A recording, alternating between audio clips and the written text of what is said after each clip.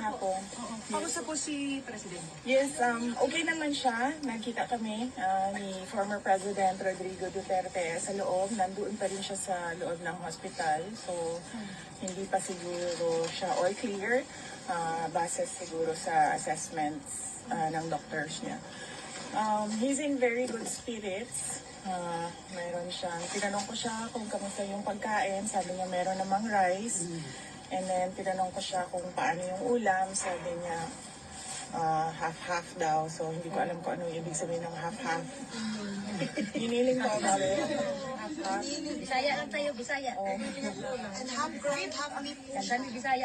Yes. Regarding the legal, his legal team and his decision na sabi ni Attorney Roque, he has to decide on. Has he made that decision? Very very general lang ang pwede ko i-discuss about the legal team and the legal strategies and kung anong mga ways forward legally. Unang-una, his team is headed by Attorney Nicholas Kaufman, and then meron pa akong mga kakausapin ng mga lawyers, no? Meron pang darating na isang abogado. I-interview ko siya para sumali sa team. And then once maayos na yung team for ICC, mag-withdraw si Attorney Medialdea kasi meron lang limited na mga slots for lawyers. And we want all the lawyers on board na merong ICC experience. So, ang ibig sabihin po ay pinili po ng ni Pangulong Duterte na legal aid. Kumbaga the court from the ICC for own money for the financial assistance. Kasi parang dalawa raw po yun. Either the court pays for the counsels or it's the Own money. president. Sa on that matter, no, it's best if you ask Nicholas Kaufman kung ano yung direction nila since siya yung lawyer and si former President Rodrigo Duterte yung client. So I am just here to assist President Duterte sa pag-create ng legal team kasi every time na pumapasok ako doon, pinapauwi na niya talaga ako.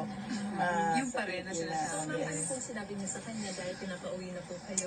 Paulit-ulit kasi siya sa sinasabi niya na what are you doing here? Umuwi ka na ng Pilipinas. So, ayun, inaayos ko lang yung legal team. Meron na akong i-interview na isa pang lawyer.